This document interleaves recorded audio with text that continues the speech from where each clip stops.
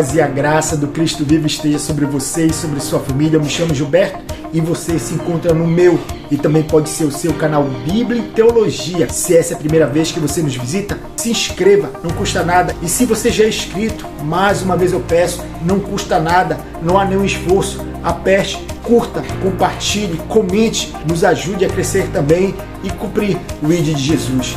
Fique conosco e seja muito abençoado pela exposição da Palavra de Deus.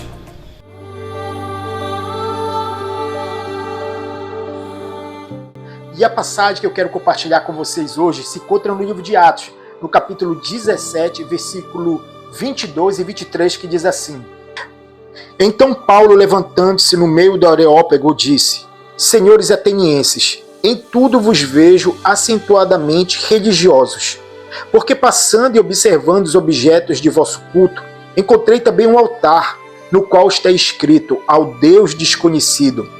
Pois esse que adorais sem conhecer é precisamente aquele que eu vos anuncio.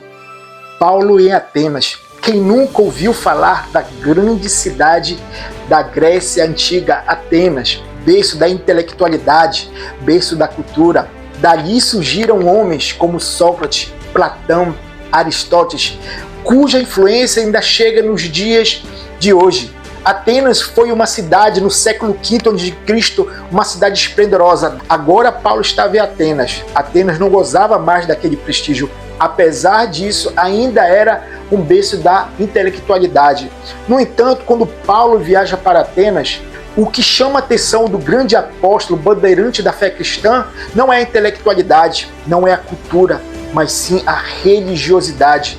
A Bíblia nos diz, no texto que nós lemos, Paulo começando a falar com aqueles atenienses, que ele repara que eles são extremamente religiosos. Essa palavra, ou como ele diz, acentuadamente religiosos, é uma palavra ou uma frase até um pouco respeitosa, porque Lucas, no versículo 16, ele demonstra que Paulo estava com um espírito revoltado diante da grande idolatria que se encontrava na cidade. Veja o que está escrito no versículo 16 deste mesmo capítulo. Enquanto Paulo esperava em Atenas, o seu espírito se revoltava em face da idolatria dominante da cidade. Paulo não tem um espírito negligente. Paulo não fica indiferente à situação de ignorância espiritual dos atenienses. Ele repara que aquele povo que ficou tão conhecido no passado como aqueles que espalharam a intelectualidade, a cultura pelo Ocidente, agora estavam presos numa ignorância espiritual. Diante de tantos templos, diante de tantos altares a pseudo-divindades, Paulo prega o verdadeiro Deus, o Deus verdadeiro, o Deus que estava oculto diante daqueles homens. E em meio àquela gama de ídolos, de adoração a todo tipo de divindade, Paulo encontra um altar cuja inscrição diz ao Deus desconhecido. E ele usa aquele altar como ponte para apresentar o Deus verdadeiro, o Deus que eles não conheciam, o Deus desconhecido. E esse Deus, Paulo começa falando ou testemunhando que é o Deus criador dos céus e da terra, aquele que pelo poder de sua palavra trouxe à existência tudo que existe. E tudo que existe é governado por esse Deus. Esse Deus que eles não conheciam não necessitava da ajuda de homens. E ele não morava em templos, ele não necessitava, ele não dependia dos homens. Pelo contrário, somos nós, todos os seres humanos que dependemos desse Deus. Como Paulo mesmo cita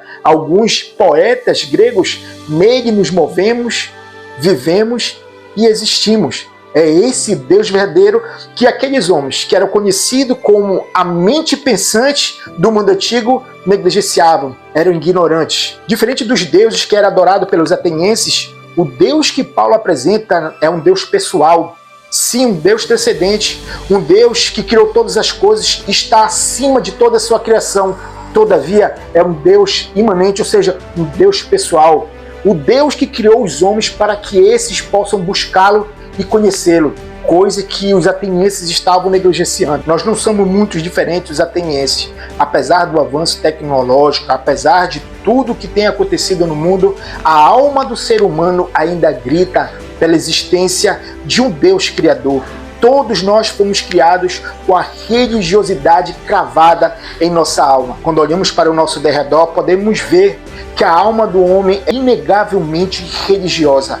No entanto, ser religioso, ser sincero na sua religião, não é o bastante para agradar a Deus. Precisamos conhecer aquilo que nós adoramos. Diferente do ditado popular que diz que a ignorância é uma bênção, nós que acreditamos na palavra de Deus, a Bíblia Sagrada, a ignorância não é uma bênção, é um obstáculo que nos impede de conhecer o Deus verdadeiro, o Deus que Paulo pregava, o Deus que quer que o conheçamos. Veja o que diz o profeta Jeremias no capítulo 9, versículo 23 e 24, que diz assim: Assim diz o Senhor, não se glorie o sábio na sua sabedoria, nem o forte na sua força, e nem o rico nas suas riquezas. Mas o que se gloriar, glorie-se nisso, em me conhecer e saber que eu sou o Senhor e faço misericórdia, juízo e justiça na terra, porque destas coisas me agrado. Deus se agrada daqueles que buscam conhecer a Deus pessoalmente, porque Deus se agrada de manter uma relação pessoal com aqueles que o buscam. Deus deseja que os homens o conheçam. O ser humano não tem mais desculpas de não conhecer a Deus. Deus se fez conhecer através da revelação do seu Filho Jesus Cristo.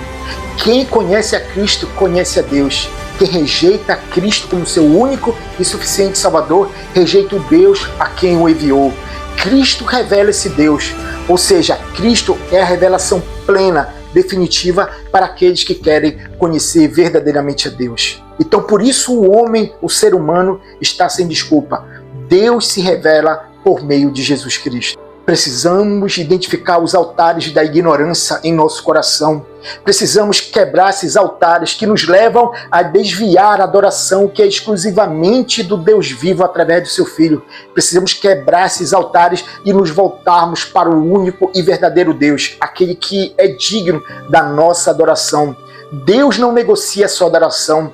Deus não negocia o culto a Ele, porque somente Ele é digno através do seu Filho Jesus Cristo. Outra passagem que nos ensina a abandonar essa ignorância espiritual e nos voltarmos para conhecer o verdadeiro Deus é no Evangelho de João, capítulo 4, quando Jesus conversa com a mulher samaritana. João 4, versículo 19 até o versículo 24, que diz assim: Senhor, disse-lhe a mulher, vejo que tu és profeta. Nossos pais adoraram neste monte. Vós, entretanto, dizeis que é em Jerusalém o lugar em que se deve adorar. Disse-lhe Jesus: Mulher, pode crer-me que a hora vem, quando nem neste monte, nem em Jerusalém adorareis o Pai. Vós adorais o que não conheceis. Nós adoramos o que conhecemos, porque a salvação vem dos judeus. Mas vem a hora e já chegou, em que os verdadeiros adoradores adorarão o Pai em espírito e em verdade, porque são estes que o Pai procura para os seus adoradores. Deus é espírito, e importa que os seus adoradores o adorem em espírito e em verdade. Jesus é bem direto com a situação espiritual daquela mulher. Assim como os atenienses, ela vivia numa ignorância espiritual. Ela não conhecia o Deus que dizia que ela adorava. Não só ela, como todos os samaritanos. Jesus explica que o Pai procura verdadeiros adoradores que o adorem em espírito e verdade. Mas só podemos adorar a Deus em espírito e verdade quando o conhecemos, quando sabemos que Ele é espírito e que a adoração tem que ser verdadeira e espiritual. E que essa adoração é exclusivamente de Deus por meio de Jesus Cristo. Qual é o altar que você tem levantado no seu coração? Será que você tem adorado o Deus verdadeiro por meio do seu Filho Jesus Cristo? Ou será que você tem desviado a adoração para a criatura em vez do Criador? Deus não negocia sua adoração. Os atenienses rejeitaram, a maioria rejeitaram a pregação de Paulo. E hoje muitos têm rejeitado a pregação do Evangelho e têm encontrado conforto na sua ignorância espiritual. A ignorância espiritual lhe traz um certo conforto. Por quê? Porque quando a pessoa conhece a verdade, ela é confrontada a adorar o Deus verdadeiro. Pesa sobre ela a responsabilidade de uma adoração bem firmada, direcionada a Deus por meio do seu Filho Jesus Cristo. Quem você tem adorado, quem você tem homenageado, quem você tem reverenciado, o Deus verdadeiro por meio de Jesus Cristo, ou como os atenienses, adorado todo tipo de pseudo-deuses e a criatura em vez do Criador. Que Deus, através do seu Espírito Santo, fale e confronte você através da pregação do Evangelho.